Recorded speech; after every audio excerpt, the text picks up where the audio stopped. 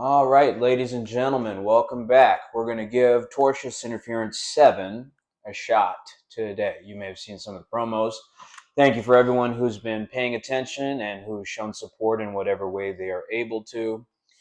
Obviously, we are sorting out what the future looks like for Texas Movement Media as a vertical of Texas Movement International. Now, we're going to assume that we will have to keep overcoming hurdles. So if you see a cutoff in this video, just know that that doesn't happen from my end. It comes from external sources. Kids, one of the important things that you have to remember is that technology is a tool. It cannot be a crutch, okay? Just like your mother and father and your race and your education and any secret societies you might be a part of. There's going to come a time in your life when you have to operate as an individual and you have to have your value system established as an individual. Because when you stand alone on Judgment Day, which may be here on this earth or it may not, just depends on how God chooses to organize your life, you're going to have to stand alone. Okay, so today, as far as I know, I'm standing alone as far as the defense of Texas Movement International.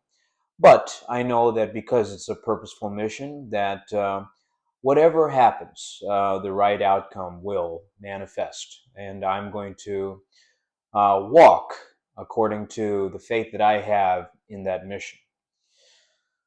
You may have been getting to know my mother a little bit more. Her name is Professor Ronnie Mathai. She passed away July 19th, 2023. She was born June 26, 1954, in Kerala, India. And from the beginning, she was always a leader. She was always very academically strong. She came from a very spiritual family, a strong family. Her father was a well-respected figure in his community, and had a lot to do after the Great Depression in kind of keeping the community alive. And on that side of the family tree, has done a lot of good for our diaspora.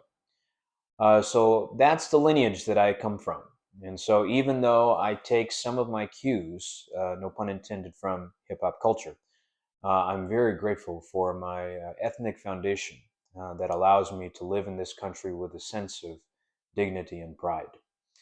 And so whenever I encounter anything that attacks that dignity or the roots from whence that dignity comes, I have a personal obligation as a leader to make sure that I enforce an appropriate, healthy boundary.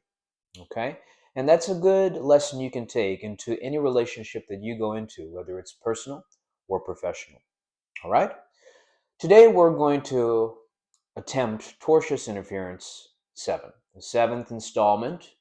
Um, I know part 6 had two parts in it, but I want to keep these things around the 20-minute mark, around that sitcom type of mark, so that it can be digestible for all demographics.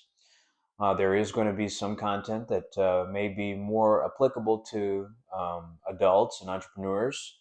But remember, I'm not very well off in age myself. I'm trying to mature as fast as possible and understand how I can navigate this system that has clearly been rigged against Texas Movement International and myself personally since I was born. I didn't realize how many narratives were spun around my family and my community's leverage. But it makes sense. We're about 50 million strong across the globe, and we have a voice, and so we need to find a way to make that voice heard, and we need to find our place in the world, as I said before.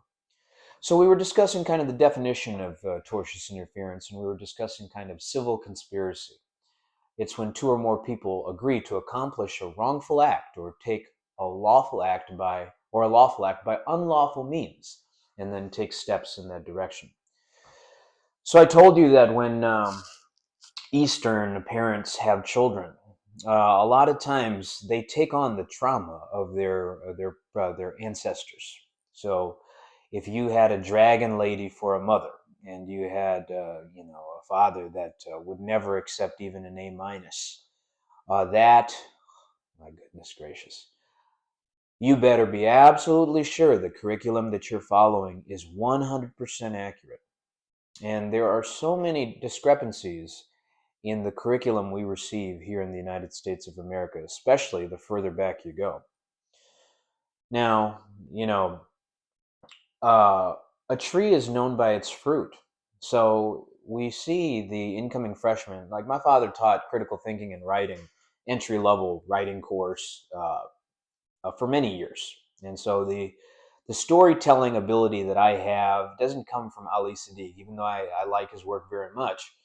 It comes from my father, and he was trying his level best to make um, to give something from our community's strength to the Caucasian American diaspora, as ungrateful as they are. As I told you before, we recognized very immediately that they are a fundamentally anti-God culture, and that's not acceptable to us. Okay? Uh, we will not exist in this world if we cannot be tied and um, grafted in with our Creator. We were even willing to accept the Romans 11 Jew priority over the Gentile. But as we grow into this and as more and more information becomes available to us, we recognize that that is a complete fallacy. There is so much discrepancy between how the Torah instructs us to live and how the New Testament speaks about certain things. But we're not here to discuss the weeds. Okay, there's plenty of theologians. Uh, Unfortunately, a lot of them are bought and paid for. But uh, that does not mean the Creator cannot bypass those things. And so, what I'm hoping to accomplish with these, mini conversations is that is some kind of back road or medium, so that you can have a fresh perspective on how to look at those kinds of things. Because I know it can get very frustrating. I told you I have this copy of the Talmud here. I looked into it. There's nothing particularly special about it. And when you look at how the legal system is structured, contracts are structured, how corrupt judges and DAs and prosecutors and everybody, how they all work together. Um, you know, I just recently went through a adjudication, because of some discriminatory practices and things like that. It's never the person I wanted to be. Just people like Jane Elliott and Tim Wise just make my balls itch, and it is so uh, fatiguing to Black American culture, who has to keep creating and creating and creating so that they can be stolen from and stolen from and stolen from for 360 deals and percentages and so on and so forth. Who wants to live life that way? Nobody. But like I said, when you're fundamentally anti-God, you don't see the value of other people in the world, and so you create this caste system or superiority inferiority complex based off of very superficial things like skin tone or hair texture or genetic predispositions or things like that. And then on top of that, you have the audacity to use the Ten Commandments as your rules for life, right? So these inconsistencies are designed to fatigue you and to make you depressed and so on and so forth. And then on top of that, when the Bible, the Torah itself instructs the outer 10% of even the Israeli camp to be left for the foreigner, so that the weak and the impoverished can eat and survive and things like that. That's mandated by the Torah, and that's mandated by so-called Jewish culture. But it's very clear that in every American city, that's not what's being done. In the inner city, where things are supposed to be the most precisely managed and taken care of, it's not done properly. So, when two or more people agree to accomplish a wrongful act or a lawful act by unlawful means, and then take steps in that direction. So, there are a bunch of things I want to address, and I don't think we'll accomplish it all today. Let's see the pace of where we are. Oh my goodness, we're already 10 minutes in. I want to acknowledge the Kerala American diaspora's impotence and failure as a community. It's funny because usually the stricter we talked about sex earlier, not text messages. I'm talking about the sections of Christian culture that are in the Kerala American diaspora.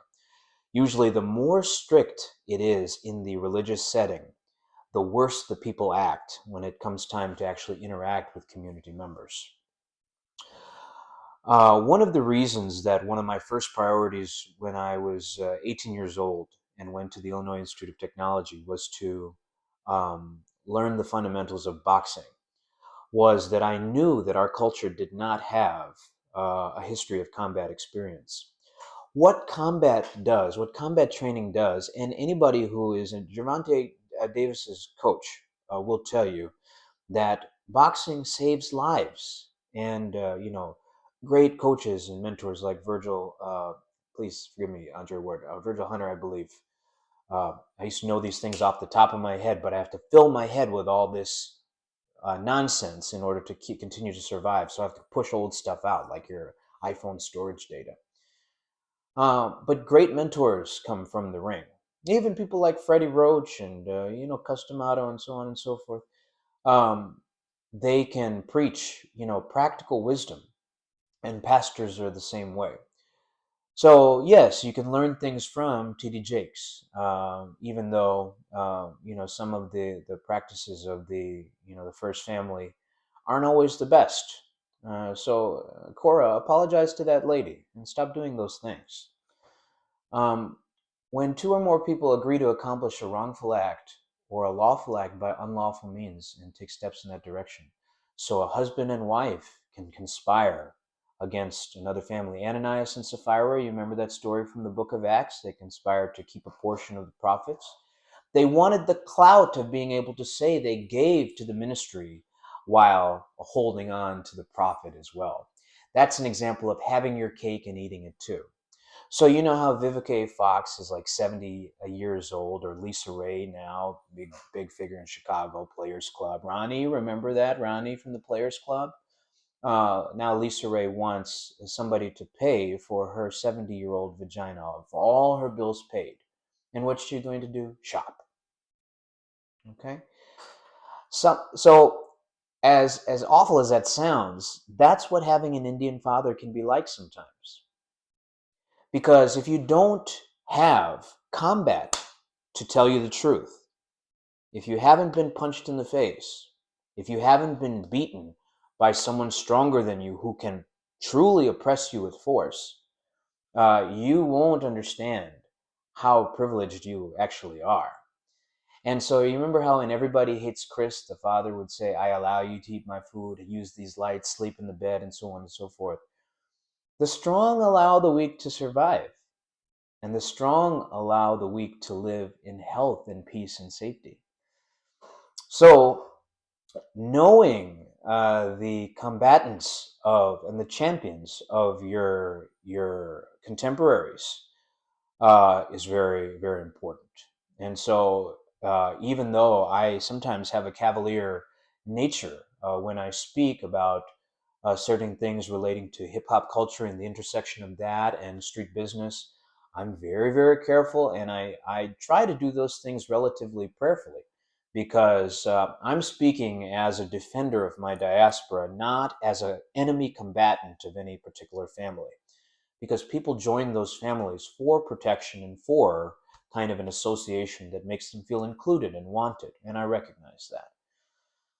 So, for the Kerala American community, as you start to prepare to come to Chicago, you need to recognize that there were a lot of people that paved the way for you to live here in peace and safety, and your prosperity is the result of a lot of people's tears and pain and death and injury. And the deaths that we have recently encountered, most recently my mother, Professor Ronnie Mathai, the death of her reputation first at Bethel University, then the death of her spiritual endurance at Judson University, and then finally her actual death. All those things they pale in comparison to what the African American community has gone through, and what the Spanish speaking and even the East Asian community on the West Coast has gone through prior to that. So we recognize our place in the timeline pecking order. But what we are not seeing is the champions of the faith that have avoided selling out to the enemy. And that's what concerns me. This is a role I did not want to take. Okay?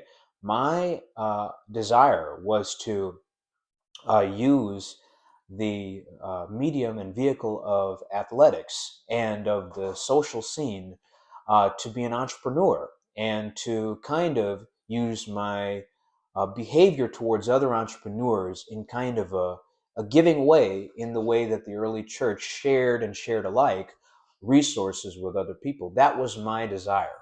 Okay?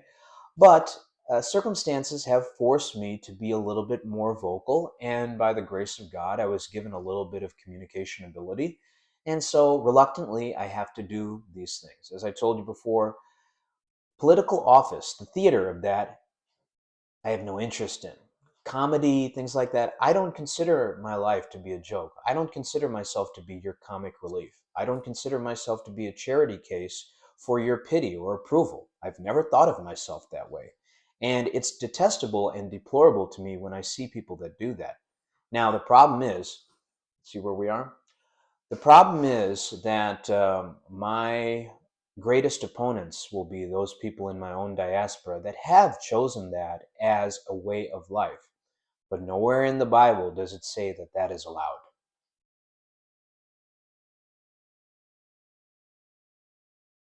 God has not given us a spirit of fear, but of power, of love, and a sound mind.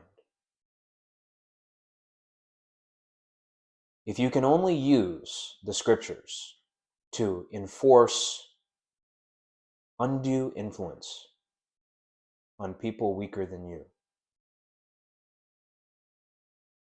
using Proverbs 22:6 or the rod of correction or whatever, Moses and Korah, or, uh, obviously Ananias and Sapphira. What other great punishments were there? Elisha and the two youths. What other? Cain and Abel, and anybody can do that. That's a very dangerous thing. And don't tell me that,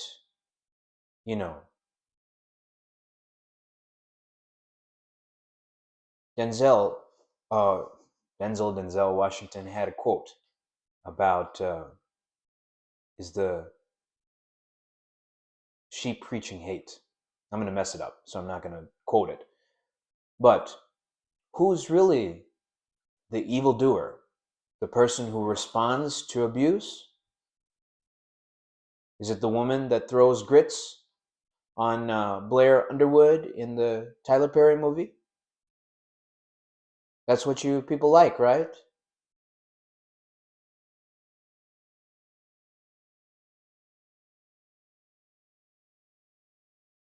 There's too much hypocrisy going on for us to accept how black women have treated the rest of us. And that's coming from someone that appreciates you very much.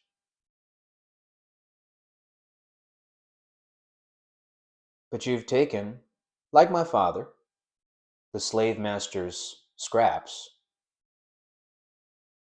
and you think that gives you some kind of power over us as you go to church with your 3 kids by 5 baby daddies and putting your Pastor Drewski in a Bentley, worshiping your demons that you pledge to, aka Delta, Zeta,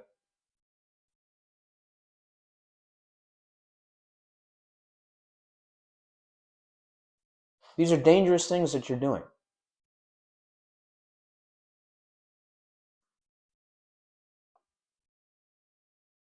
"2021, how many brunches were there? And what got accomplished except for the purchase of a few wigs? Whose hair is that? The texture of your hair is beautiful as is. And stop this nonsense about how no one's allowing you to go to work and wear your hair.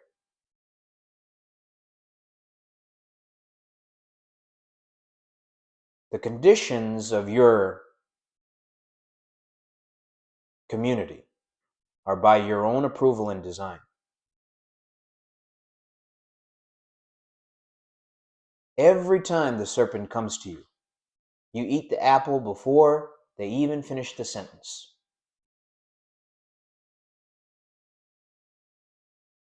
And then, as your obesity increases by the time you turn 35, when you have an Arby's roast beef sandwich to look at, because the rose has destroyed your reproductive system, then what do? You take it out on your daughter. You burn her hair off so she doesn't threaten you. I learned a lot about my father by studying black woman culture. This is what happens when there is no appropriate male office of authority being executed.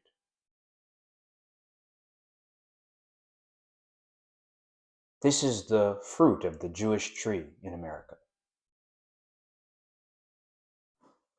Illinois courts are clear that parallel behavior is not enough. There must be evidence of an agreement or coordinated plan, not just multiple people doing similar things on their own.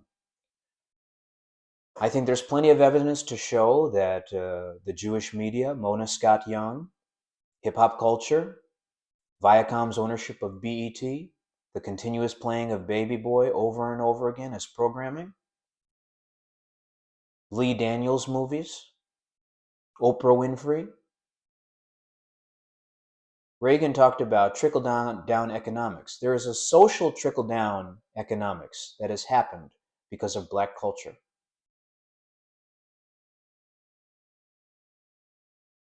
And I've already addressed the gay community.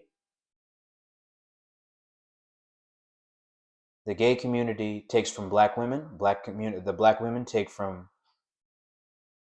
Jewish money interests at the expense of African American men. Despite the warnings that Jamaica gave you and the Caribbean gave you, despite your knowledge of Willie Lynch, do you think God smiles upon that? Why should I have any office of authority in this country when you all have been here for 400 years plus?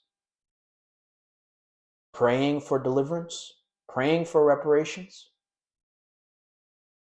Whose fault is it that all this power rests in the palm of my hand?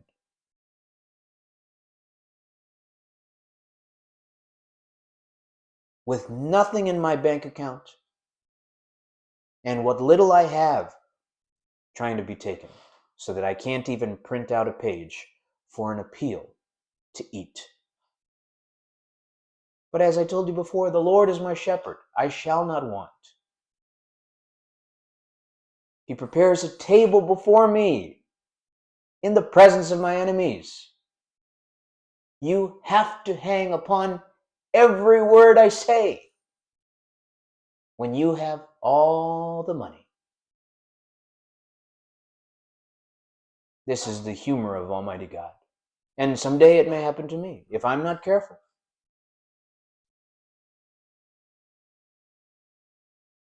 Which is why I always talk about succession. I'd love to sell all this off and live in peace. I've proven everything I need to prove to myself. The only further proof I need is templates for my sons. There's nothing more I need from this earth. Ha, aye.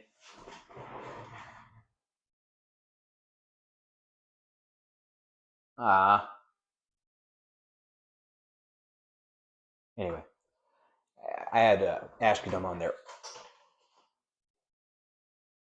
Uh, I've been doing my best to, we got to wrap it up. I've been doing my best to carry on the legacy of Nipsey Hussle and Sam Cooke and all the important figures that built culture in the past. Let's go through a few final things. You can't comply yourself. Famine does not always come from God. I know that. I know that this situation does not come from God. It comes from external actors who are anti-God. And so that's why I kind of rest in it, because let's see. Let's see what happens. Let's see what happens to you. Because it's not going to happen to me. You may make me uncomfortable for a few seconds. You can have a couple of laughs in the group chat, Shade Room, TMZ, whatever.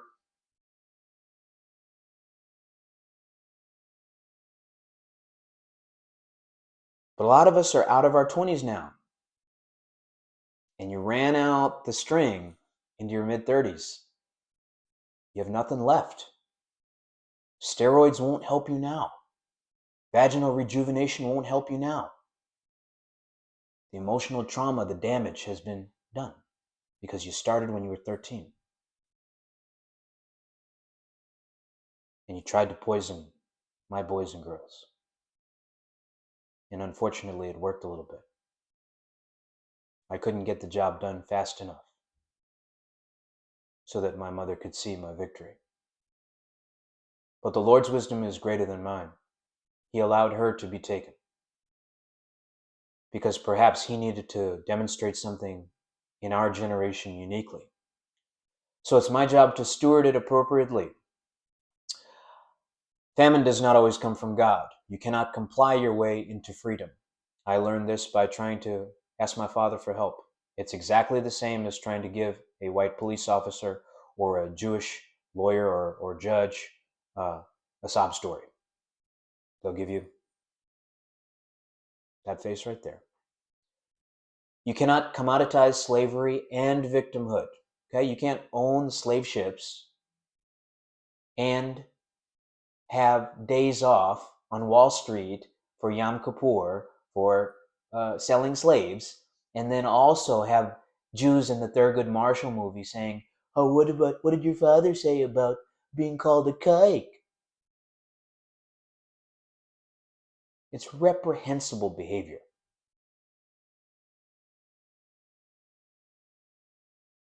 Black men aren't pulling their weight. I can do bad all by myself.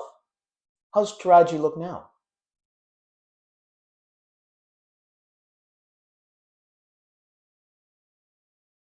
The hatred that Asians and Indians have is the mutated child of Jewish propaganda. When you go to church and there's a passive aggressive kind of when somebody that you're jealous of walks in the room, that's because you didn't put in the combat effort. And now you're trying to buy your way out of it by Jew. You're trying to mock my private life, right? That's a bad idea. I've defended your mother and you. So clean it up. Finally, your mother cannot save you. I prepared well before my mother passed for both of my parents to depart. I knew that in this country, our diaspora's men were seen as impotent toddlers, which is why I specifically trained in the arts of combat and sexuality under the appropriate guidelines, and I did step over those boundaries. But the Lord is aware of my motives, which is why he spared me more embarrassment than I've already gone through. Everyone must wear the crown of thorns at some point if they are to ascend to a place of leadership. But keep your motives pure, and the Lord will see you through those waters. Okay? I think that we are going to stop there for today. We're coming up on the 30-minute mark. This has been Tortious Interference 7, and we will continue But I want you to keep the main thing the main thing. See you next time.